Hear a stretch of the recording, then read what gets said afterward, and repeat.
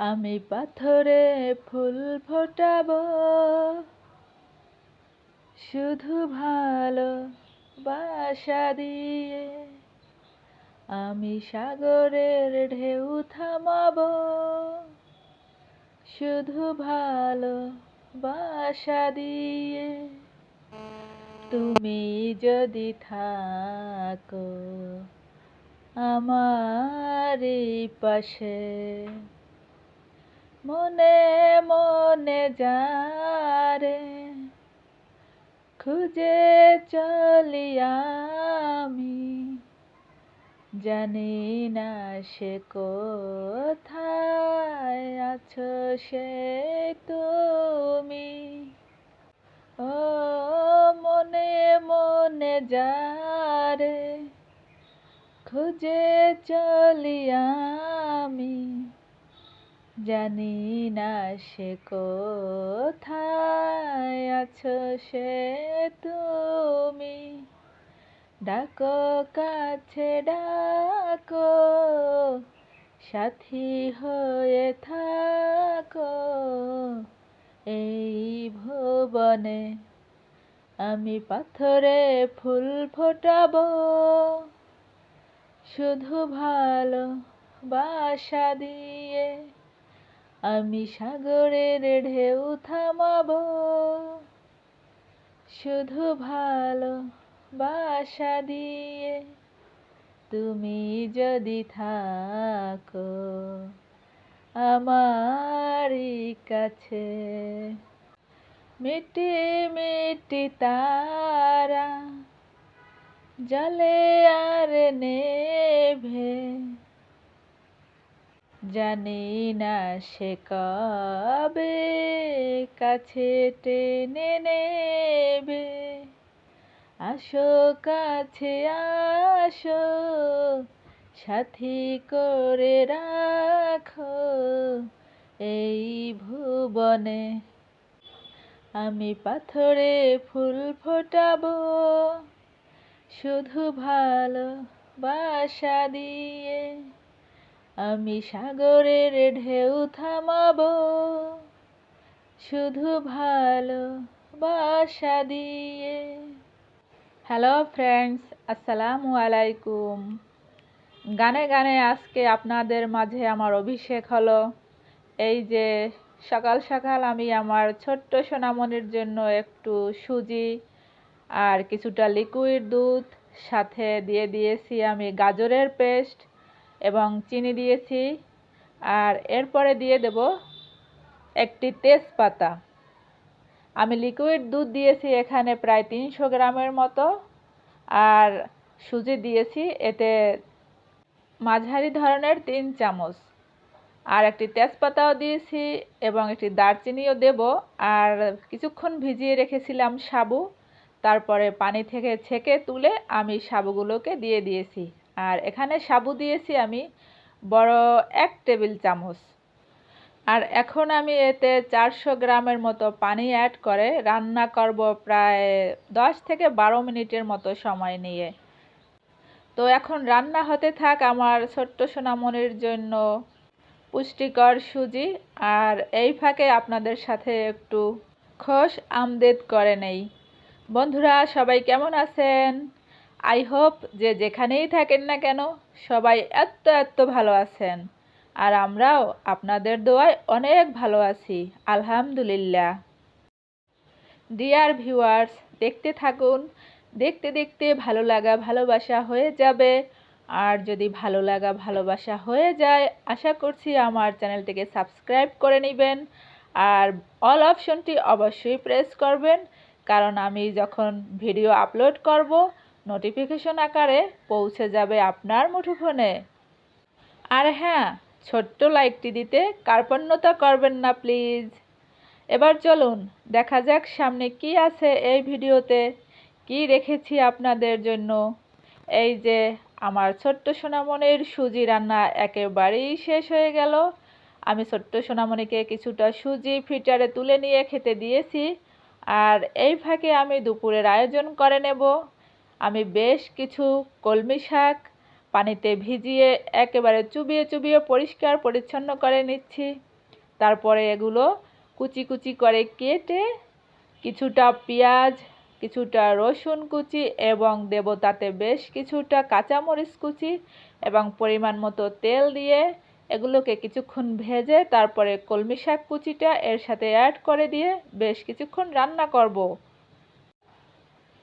আর শাক রান্না হতে থাক, আর এই ফাঁকে আমরা কিছু রসালো ফল কেটে নিয়েছি, সেগুলোকে পরিবেশন করব।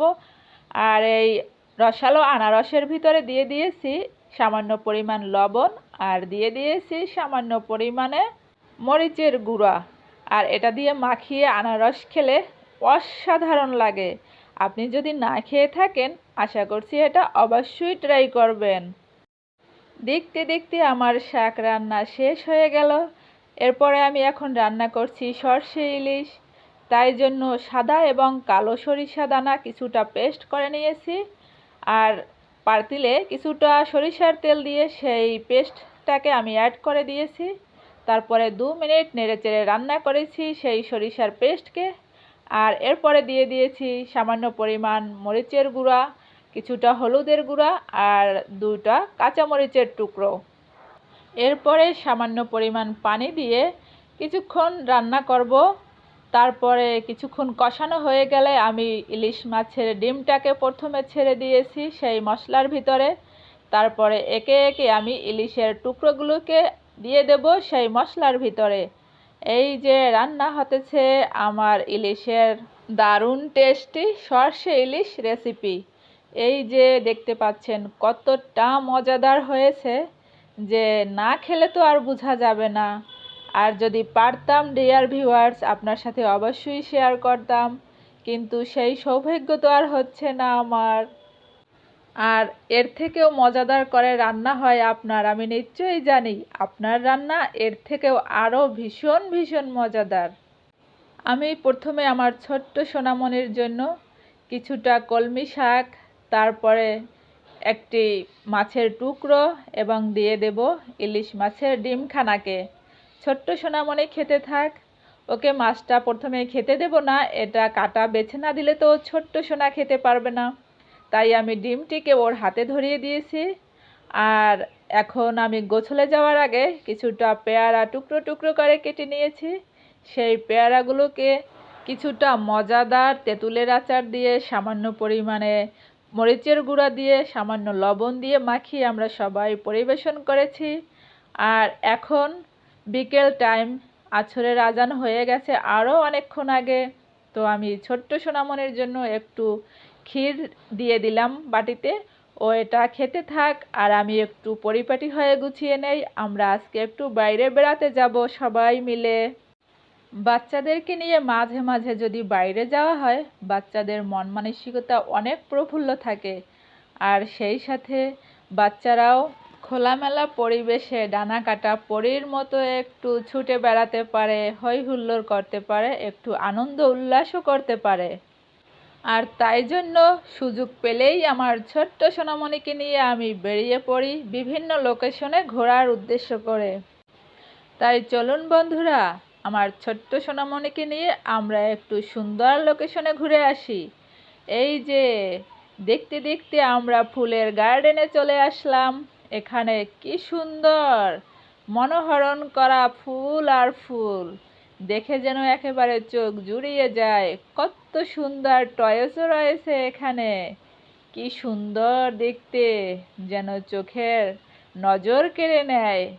এই মনোরম দৃশ্য দেখে কার না ভালো লাগে বলুন তো, যেন দেখে দেখে আঁখি না ফেরে। ডিয়ার ভিউয়ার্স, ভিডিওটি যদি ভালো লেগে থাকে তো চাইলে আপনি আপনার ফ্রেন্ডস কিংবা ফ্যামিলির মাঝেও শেয়ার করতে পারেন। আর এই পর্যন্ত আমাকে সময় দেওয়ার জন্য আপনাকে অনেক অনেক ধন্যবাদ। তো আজ আর নয় বন্ধুরা, আজ ফিরে যাব, আপনাদেরকেও এখানে টাটা। আবার দেখা হবে নতুন দিনে নতুন ভিডিও নিয়ে। সেই পর্যন্ত অবশ্যই সবাই ভালো থাকবেন, সুস্থ থাকবেন আর সহি সালামতে থাকবেন। আর হ্যাঁ, আমাদের জন্য দোয়া করিয়েন কিন্তু।